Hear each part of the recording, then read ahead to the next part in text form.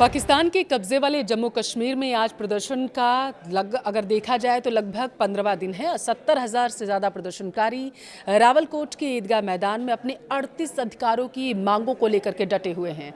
इस बीच पाकिस्तान की क्रूर सेना और हुकूमत की ओर से प्रदर्शन को कुचलने का एक अमानवीय प्रयास का सबूत मिला है, जो गवाही दे रहा है कि पाकिस्तान अपने ही नागरिकों पर अत्याचार की पराकाष्ठा को पार कर रहा है। ये वही नापाक पाक है जो जम्मू कश्मीर में लोग कितने परेशान हैं ये कहकर अंतर्राष्ट्रीय पटल पर भारत को घेरने की कोशिश करता है, लगातार रोता रहता है। आज टू द पॉइंट में बात करेंगे पाकिस्तान के दोहरे चरित्र की। नमस्कार, आपके साथ मैं पल्लवी रविंद्र सिंह। आज हम एक ऐसे विषय पर दरअसल बात करने जा रहे हैं जो भारतीय उपमहाद्वीप की भू राजनीति को समझने के लिए सबसे महत्वपूर्ण है। आपको याद होगा 5 अगस्त 2019 का वो दिन जिसमें जम्मू कश्मीर का इतिहास लिख दिया था। एक नया इतिहास निकलकर सामने आया था, पूरी तरीके से बदल दिया। अनुच्छेद 370 को हटाया गया। दूसरी तरफ सीमा के उस पार पाकिस्तान अधिकृत कश्मीर यानी कि पीओके आज प्रदर्शनों की आग में जल रहा है। पिछले कुछ हफ्तों में मुजफ्फराबाद और रावलकोट की सड़कों पर हजारों लोग पाकिस्तानी सरकार के खिलाफ नारा लगा रहे हैं। आज हम आंकड़ों और तथ्यों के जरिए समझने की कोशिश करेंगे कि पिछले अगर हम देखें 2019 से अब तक के टाइम में तो भारत के जम्मू कश्मीर में और पीओके में आखिर क्या क्या अंतर हो, बदला आखिर क्या है, खास करके अगर हम पीओके की बात करें, और क्या वजह है कि सड़कों पर अभी पाकिस्तान में लोग उतरे हुए हैं। सबसे पहले बात करेंगे भारत के जम्मू कश्मीर के। अनुच्छेद 370 हटने के बाद के अगर हम अभी समय को देखें तो डेटा क्या कहता है।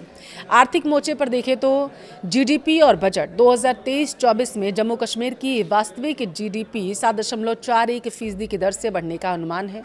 अब बजट का एक बड़ा हिस्सा सीधे विकास कार्यों में जा रहा है। अगर आप देखेंगे तो निवेश की अगर बात करें, नए औद्योगिक विकास योजना के तहत जम्मू कश्मीर में भारी निवेश आ रहा है। लोग रुचि दिखा रहे हैं जम्मू कश्मीर में निवेश करने के लिए, जो हमने देखा कि तब नहीं था जब आर्टिकल 370 वहाँ से नहीं हटा था। पत्थरबाजी होती थी, घरों से निकलने में लोग डरते थे। अब 2022-23 तक 1.17 लाख करोड़ रुपए के निवेश प्रस्ताव प्राप्त हो चुके हैं अभी तक जम्मू कश्मीर में, जिनसे तकरीबन 4.5 लाख रोजगार पैदा होने की उम्मीद सरकार जता रही है। पर्यटन का बूम कैसे आया है जम्मू कश्मीर में वो देखिए। टूरिज्म कश्मीर की दरअसल जान रहा है।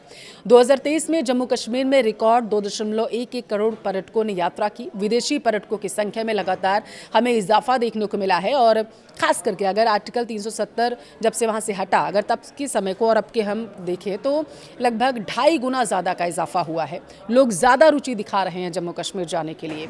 रोजगार के अवसर भी जाहिर सी बात है इससे बढ़ेंगे। शांति के कारण स्थानीय व्यापारियों के चेहरे पर भी अब मुस्कान लौट आई है। कल्याणकारी योजनाएं कैसे धरातल पर आ रही हैं देखिए। लगभग 890 केंद्रीय कानून जो पहले लागू नहीं होते थे जम्मू कश्मीर में अब हैं।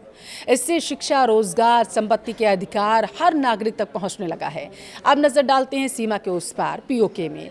आज रावलकोट और मुजफ्फराबाद में भयंकर प्रदर्शन क्यों हो रहे हैं, ये सभी पूछ रहे हैं। पहला, महंगाई, गरीबी अपने चरम पर है। पाकिस्तान का 2025-26 का इकोनॉमिक सर्वे बताता है कि वहाँ गरीबी 28.9% और कुछ रिपोर्ट्स को अगर हम देखिए जो अन्य हैं तो उसमें लगभग 43.5% तक पहुँच गई है। 27 मिलियन नए लोग गरीबी रेखा के नीचे हैं। बिजली का संकट लगातार वहाँ बढ़ता जा रहा है। पीओके में मंगला डैम जैसी परियोजनाएं पाकिस्तान के लिए सस्ती बिजली पैदा करती हैं, लेकिन खुद पीओके के लोगों को यही बिजली कई गुना महंगी दरों पर दी जाती है। ज्वाइंट अवामी एक्शन कमेटी पिछले कई महीनों से सस्ती बिजली और गेहूं के आटे पर सब्सिडी की मांग कर रही है। लोकतांत्रिक हक कैसे लोगों का खत्म हो रहा है, देखिए यही तो सबसे बड़ा मुद्दा है। 12 रिफ्यूजी सीटों का है। पीओके असेंबली में 12 सीटें उन लोगों के लिए आरक्षित है दरअसल जो पाकिस्तान के अन्य हिस्सों जैसे कि पंजाब, सिंध में रहते हैं। अब स्थानीय लोग आरोप ये लगा रहे हैं कि इस्लामाबाद इन सीटों का इस्तेमाल पीओके की राजनीति को कंट्रोल करने के लिए कर रहा है। दमन कैसे हो रहा है लोगों के हकों का वो देखिए। पाकिस्तान सरकार ने शांतिपूर्ण प्रदर्शनों पर क्रूरता दिखाई। पैरामिलिट्री फोर्सेस तैनात किए, इंटरनेट बंद कर दिया गया, कई लोगों की जानें गईं। अगर हम पिछले कुछ सालों की तुलना करें तो स्थिरता बनाम अस्थिरता कैसे है वो समझिए। भारत ने जम्मू कश्मीर में इंफ्रास्ट्रक्चर जैसे चुनाव ब्रिज बनाने का काम किया, नए हाईवेज का निर्माण वहाँ हो रहा है, स्वास्थ्य सेवाओं पर विशेष फोकस है, कैसे जम्मू कश्मीर विकास के पथ पर लगातार आगे बढ़े इस पर लगातार काम किया जा रहा है। तो वहीं पीओके में विकास का पहिया पूरी तरीके से थम चुका है। लोग बुनियादी ज़रूरतों जैसे आटा, बिजली के लिए भी संघर्ष कर रहे हैं।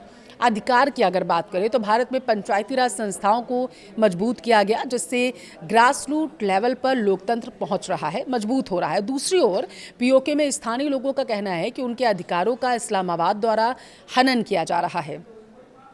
ये आंकड़े स्पष्ट तस्वीर पेश कर रहे हैं। एक तरफ जम्मू कश्मीर है जो विकास, पर्यटन, निवेश के रास्ते पर लगातार आगे बढ़ रहा है। दूसरी तरफ पाकिस्तान अधिकृत कश्मीर, जहां का आम नागरिक आज अपने हक के लिए अपनी ही सरकार से लड़ाई लड़ रहा है कि उसे भैया कुछ खाने के लिए तो दे दो, आटा दाल तो कम से कम पहुंचा दो।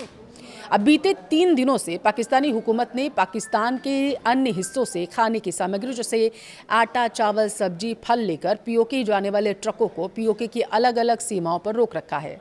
तकरीबन हर बॉर्डर पर 30 से 40 ट्रकों की लाइन लगी हुई है, जिन्हें पाकिस्तानी रेंजर्स और Punjab highway petrol police PoK के अंदर प्रवेश ही नहीं करने दे रही। पीओके में 9 जून से चल रहे प्रदर्शन को कुचलने के लिए पहले पाकिस्तानी हुकूमत और सेना ने 4 दिन पहले ही 5 जून को प्रदर्शन के प्रमुख आयोजक सरदार उमर नज़ीर और उनके साथी शाहजेब हबीब पर फायरिंग की थी, अगर आपको याद हो तो। और इसमें जब शाहजेब हबीब की जान चली गई थी तो लोग शाहजेब हबीब की लाश को लेकर के सड़क पर बैठ गए थे। अब इसमें फिर 6 से 7 जून को पाकिस्तानी रेंजर्स ने फायरिंग की और 26 लोगों को मार गिराया। और इसके बाद जब 9 जून को प्रदर्शन शुरू हुआ तो 9 जून और 10 जून को भिंबर, ददियाल, कोटली, मीरपुर और रावलकोट में फायरिंग की गई, जिसमें 11 लोग मारे गए। और इसके बाद जैसे पीओके के अलग अलग इलाकों से लोग रावलकोट में इकट्ठा होने लगे तो फिर से 11 जून और 14 जून को सुबह अगर हम देखें तो फज्र की नमाज के बाद ही सड़क पर जब लोग इकट्ठा हो रहे थे उसे पढ़ने के लिए, तो प्रदर्शनकारियों पर ताबड़तोड़ गोलियां बरसा दी गई। 11 जून को 16 लोग मारे गए, 14 जून को 3 लोग मारे गए। ऐसे में कुल 56 लोगों ने मात्र एक हफ्ते में ही अपनी जान गंवाई है। पाकिस्तानी हुकूमत प्रदर्शन को खत्म नहीं करा पाई, तो अब 15 जून से अभी तक के अगर हम समय को देखें तो पाकिस्तानी रेंजर्स और पंजाब पुलिस ने पीओके के अंदर खाने का जो सामान था लेकर जाने वाले ट्रकों को बॉर्डर्स पर ही रोकना शुरू कर दिया। एंट्री बंद कर दी गई ताकि पीओके के लोगों के ऊपर दबाव बनाया जा सके। भाई जब भूख से मरने की नौबत आ जाएगी तो जाहिर सी बात है यही दबाव बनाया जा रहा था, तब तो झुकेंगे, लेकिन वो झुकने के लिए तैयार नहीं है। हालांकि पाकिस्तानी हुकूमत का ये दबाव भी पीओके के लोगों के ऊपर काम नहीं कर पाया और आज सुबह भारी बारिश के बीच भारी संख्या में प्रदर्शनकारी ईदगाह मैदान पर डट गए। महिलाएं सड़कों पर आ गईं, आज़ादी के नारे लगाती हुई नजर आई थी।